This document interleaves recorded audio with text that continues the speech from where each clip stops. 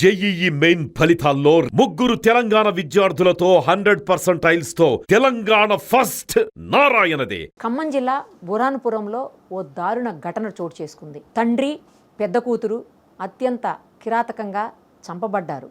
అలాగే తల్లి, చిన్న కూతురు దారుణమైనటువంటి పరిస్థితుల్లో హాస్పిటల్లో అడ్మిట్ అయ్యారు. ఒకే కుటుంబానికి సంబంధించినటువంటి నలుగురు ఇలా దారుణమైన పరిస్థితుల్లో ఎందుకున్నారు, ఎలా ఉన్నారు అర్థం కానటువంటి పరిస్థితి. ఇంట్లో నుంచి దుర్వాసన రావడంతో చుట్టుపక్కల వాళ్ళు ఆ అమ్మాయి తల్లిదండ్రులు ఫోన్ తీయలేదని రావడంతో మొత్తం అందరూ కలిసి ఈ విషయాన్ని పోలీసులకు ఇన్ఫార్మ్ చేశారు. అసలు ఏం జరిగింది, వాళ్ళిద్దరూ ఎందుకు చనిపోయారు, వీళ్ళిద్దరూ ఎందుకు హాస్పిటల్ పాలయ్యారు, ఇవన్నీ స్థానికంగా ఉన్నటువంటి ఓ వ్యక్తిని అడిగి తెలుసుకుందాం. నమస్తే అండి. సతీష్ గారు, అసలు ఏం జరిగిందండి, ఎందుకు చనిపోయారు? తండ్రి 2 రోజుల క్రితం చనిపోయాడు, కూతురు నిన్న చనిపోయిందని చెప్తున్నారు. ఇంకో భార్య, ఇంకొక కూతురునేమో ఈరోజు హాస్పిటల్ అడ్మిట్ అయినటువంటి పరిస్థితి. భార్యాభర్తల మధ్య గొడవ జరిగింది, అందుకే ఇలా అయిందని చెప్తున్నారు. అసలు ఏం జరిగింది? మీరు చుట్టుపక్కల స్థానికంగా ఉంటారు కాబట్టి మీకు తెలుస్తుంది. ఏం జరిగింది? ఫస్ట్ మీరే చూసారని కూడా అంటున్నారు. అసలు అయితే మేడం, నిన్న అంటే 2 డేస్ బ్యాక్ నుంచి తల్లిదండ్రులు ఫోన్ చేస్తే అమ్మాయి ఫోన్ ఎత్తట్లేదని వాళ్ళ అమ్మాయి వాళ్ళ తల్లి, తండ్రి, అమ్మాయి వాళ్ళ తమ్ముడు ముగ్గురు ఇంటికి వచ్చారు. ఓకే. 6:30, 7 ఆ ప్రాంతంలో వచ్చారు అమ్మాయి వాళ్ళ తల్లిదండ్రి, తమ్ముడు. అయితే తలుపులు ఎంత కొట్టినా తలుపులు తీయట్లేదు, ఇంట్లో నుంచి స్మెల్ వస్తుందని నాది ఆపోజిట్ ఇల్లే తనకి. Okay okay. ఆపోజిట్ అయ్యేలోపు కొంచెం రండయ్యా, మరి మా ఇంట్లో నుంచి అది స్మెల్ వస్తుంది, తలుపు తీయట్లేదు, ఎంత డోర్ కొట్టినా నాకు భయం వేస్తుంది అది ఇదని అనే లోపు నేను పోయి చూస్తే కిటికీలోంచి చూసేలోపు చిన్న పాప ప్రాణ భయంతో కొంచెం కండ్రెప్ప కొట్టుకుంటా బయటికి చూస్తుంది. ఓకే. మేము అప్పటికి 100 డైల్ చేసినాను. మన పోలీస్ వాళ్ళు వచ్చారు, 2 టౌన్ కానిస్టేబుల్ వచ్చాడు, బీట్ పార్టీ కానిస్టేబుల్.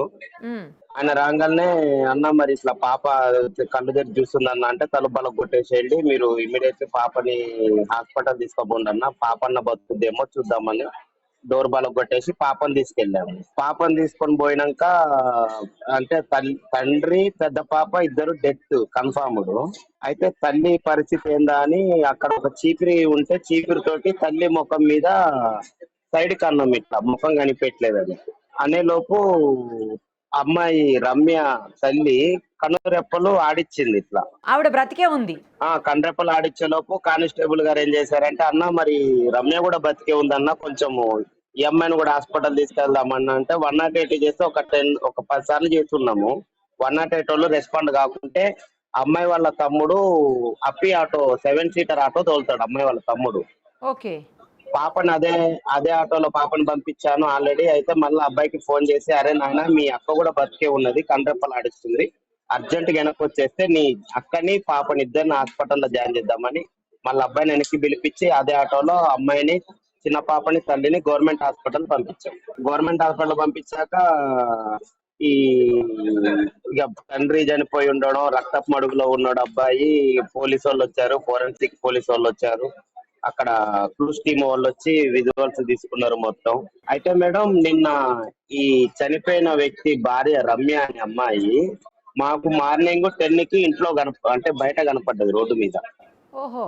ఓకే. అప్పుడు అప్పటికి భర్త చనిపోయిండు, పెద్ద బిడ్డ చనిపోయింది, పాపని ఇంట్లో పెట్టి చిన్న పాపని 9కి బయటకు వచ్చేటప్పుడేమో మా అమ్మకి కనపడ్డది, 10కి ఇంటికి వచ్చేటప్పుడు నాకు కనపడ్డది. అప్పటికి అమ్మాయి కొంచెం భయం అంటే ఫేస్ ఎక్స్ప్రెషన్ కనపడుద్ది కదా, కొంచెం భయం ఉంది. ఇదేంటి అమ్మాయి రోజు యాక్టివ్ ఉంటది కదా, ఇట్లుంది ఏందని అప్పటికి నాకు కొంచెం డౌట్ ఉండే. మళ్ళీ తర్వాత 11కి ఏం చేసింది, ఇంటి పక్కన ఇప్పుడు ఈ చనిపోయిన వ్యక్తులు ఇంటి పక్కన ఇద్దరు లేడీ రిటైర్డ్ ఎంప్లాయీస్ ఉంటారు, ఫ్యామిలీ, భార్య భర్తలు, ముసలోళ్ళు. వాళ్ళు ఏం చేశారు, మరి 2 రోజుల నుంచి మీ ఆయన కనపడట్లేదు అమ్మ, రాము ఎక్కడున్నాడు ఏందమ్మా అంటే, మా ఆయనకి జ్వరం వచ్చిందంటే ఇంట్లోనే ఉంటున్నాడని శనివారం చెప్పిందంట. శనివారం చెప్తే సర్లే అనుకుని ఆమె కూడా వదిలేసింది. నిన్న కూడా మార్నింగ్ అడిగితే ఫీవర్ వచ్చింది, హాస్పిటల్ అంటే మన లావు ఈగలు వస్తాయి కదా మేడం, డీకంపోజ్ అయ్యాక బాడీ, ఆ ఈగలు రూమ్ చుట్టూరు తిరిగే లోపు ఆంటీకి డౌట్ వచ్చి, మరి ఈగలు ఎందుకు ఇట్లా వస్తున్నాయి, వాసన వస్తుంది అది అంటే, పాపకి విరోచనాలు అవుతున్నాయి, ఇంట్లోనే మోషన్ పోయింది, అందుకే ఇట్లా ఈగలు వస్తున్నాయి అంటే అని పక్కంటే ఆమె ముసలామెకి కొంచెం నమ్మబలికింది. మ్యాన్ ఎక్కడ ఉందమ్మా అంటే మా ఆయన లేడా అంటే హాస్పిటల్కి వెళ్ళాడని చెప్పింది.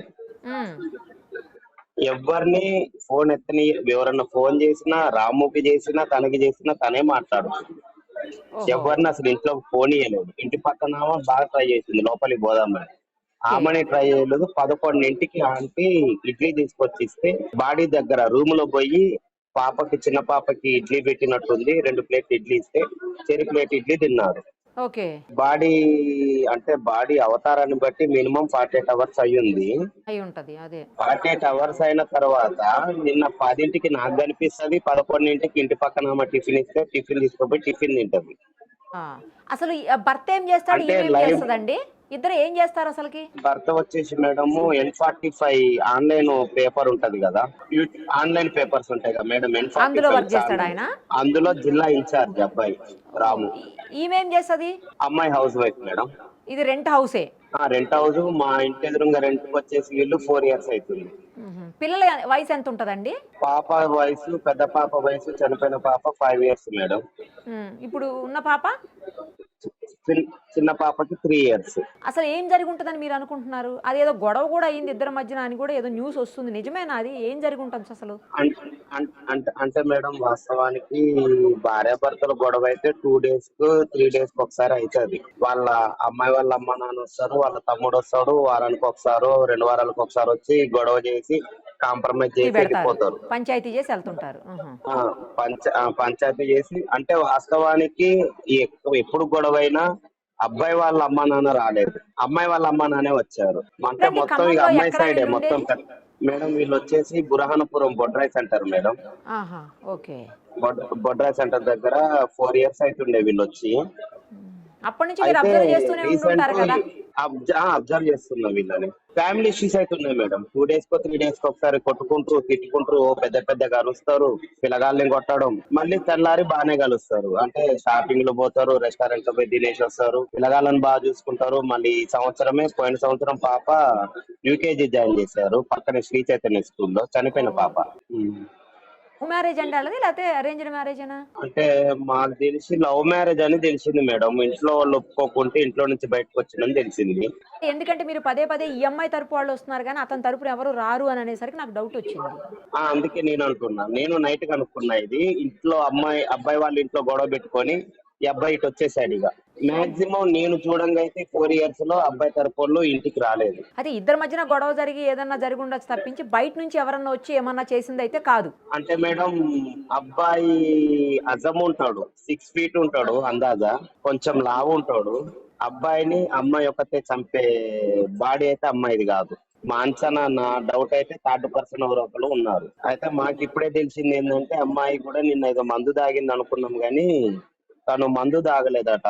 మన పిల్లలకు సర్ది టానిక్ ఇస్తారు కదా, సర్ది టానిక్ ఓవర్ డోస్ తాగేలోపు కొంచెం మైఫిల్ వచ్చి నిద్రమత్తు వచ్చింది అమ్మాయికి, అంతే తప్ప అమ్మాయి కూడా అది పొద్దున ఎప్పుడో దాగింది కాదు.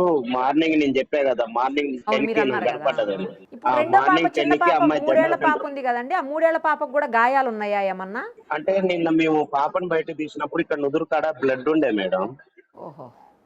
మేము ఆ బ్లడ్ చూసి అయితే వాస్తవానికి అమ్మాయిని కూడా కొట్టింది అనుకున్నాం కానీ అలా పాప ఫోటో చూస్తే హాస్పిటల్లో తలకాయకి ఒంటి మీద అసలు ఎటువంటి గాయం లేదు. కానీ మేము అమ్మాయిని చూసినప్పుడు మాత్రం బర్వాతలో ఒంటి మీద బట్టలు లేవు పాపకు.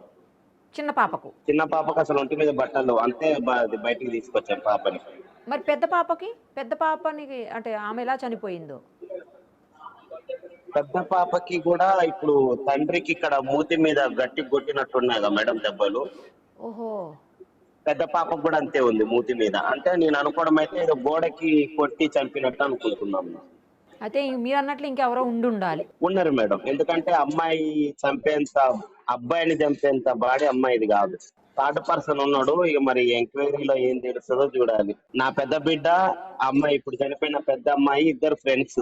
వాస్తవానికి మా పిల్లగాళ్ళు అమ్మమ్మ గారింటికి పోయారు సెలవులు ఇచ్చారని.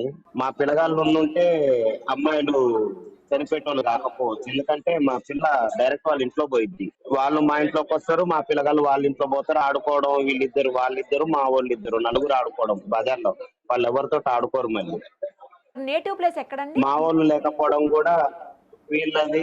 అబ్బాయిది తెలుసు మేడం, అబ్బాయిది నేలకొండపల్లి మండలం అనంతనగరం.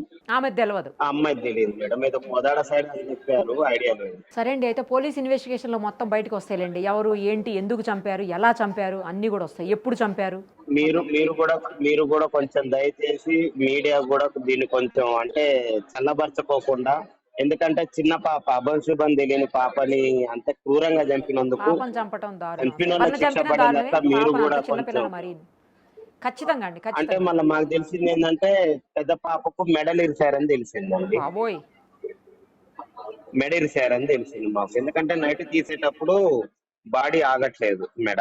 కొంచెం మీరు కూడా ఈ కేసుని ఎమ్మడిబడి ఇన్వెస్టిగేషన్ చేపించి, మీరు షూర్ అండి, తప్పకుండా. ఇన్వెస్టిగేషన్ జర్నలిస్ట్, సీనియర్ జర్నలిస్ట్, మీరు కూడా కొంచెం దీన్ని త్వరితగతిన ఇన్వెస్టిగేషన్ చేపించి పాప చావుకైతే న్యాయం జరిగేటట్టు చూడండి అని సుమన్ టీవీని అయితే నేను కోరుకుంటున్నాను. ఖచ్చితంగా అండి. థ్యాంక్ యూ అండి, థ్యాంక్ యూ సో మచ్.